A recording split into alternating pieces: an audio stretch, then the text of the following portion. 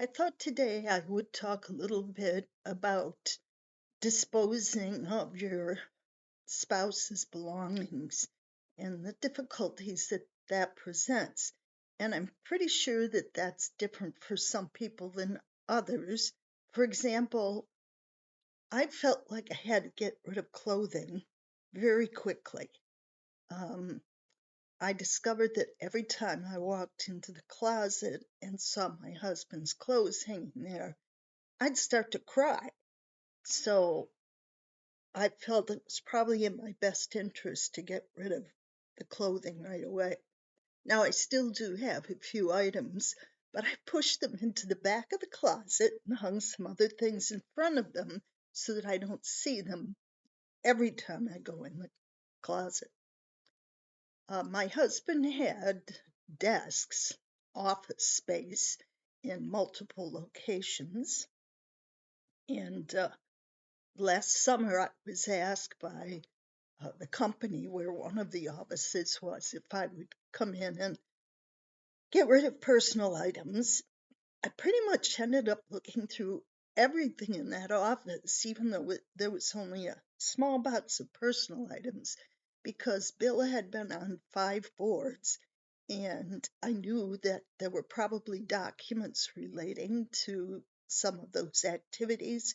And, some of them might have financial information that's it just shouldn't be floating around for anybody to see.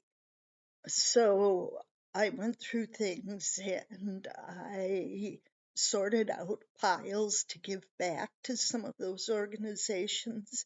Um, and I made a pile of things to be shredded.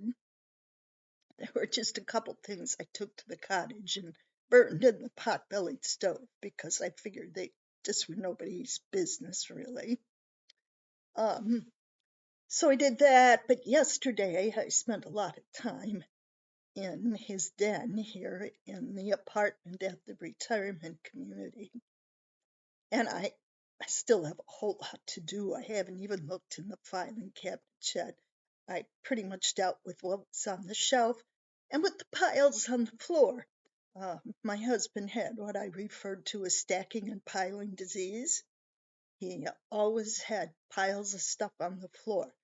And he actually knew what was in every one of those piles. He could just put his hands on whatever document he needed. Or he'd call me from work and say, "Would you go in my den?" And the second pile over on the right from my desk, a third of the way down in the pile, there's a piece of yellow paper that has thus and such numbers on it. I need you to read me those numbers. I have no idea how he did that, but he always knew where things were. So yesterday I went through the piles on the floor and on the shelf, and I threw away a lot of stuff. I found some strange things, like 21 yellow pads, lined pads, partially used, 3 packages of moringa seeds, um, 3 old male quartet books from decades ago, um, some old yearbooks, uh, just various memorabilia. He got rid of most of his medals before he moved here. He gave them to somebody involved with the Special Olympics that they could use them. But there's an entire box of plaques that he got as awards at various places. What do I do with those? Perhaps your husband had a hobby of some kind, and there's stamps or coins or who knows what that he collected. Bill wasn't really a coin collector, but he was fascinated with the various quarters that have come out in recent years. And there's entire boxes of quarters in his den that I have not dealt with. Uh, I'm sure some people find things when they go through stuff that they wish they hadn't found.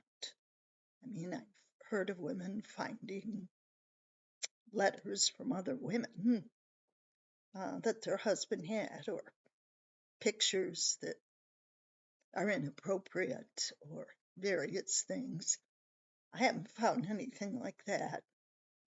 In fact, yesterday I found something really touching and precious. A particular year, we had a whole lot of difficult things happen, and Bill had listed on a piece of paper all the difficult things from that year. But clipped to that paper was another paper on which he had written a full page of verses from the Bible that relate to perseverance.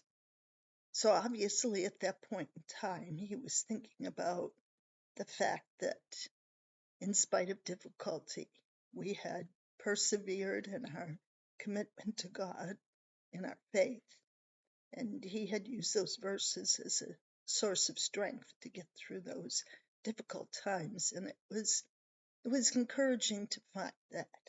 Helped me not to be sad. Now, this morning, as I thought about sorting through his things yesterday, I was sad and I cried a little bit. It's a hard thing to do, to go through the remains of your loved one's life. Do it at your own pace. Don't make yourself do everything right away. I'm at 7.5 months and I'm just now getting around to sorting through some of this stuff. I hope this will encourage you to take care of yourself and to do these things as you're able.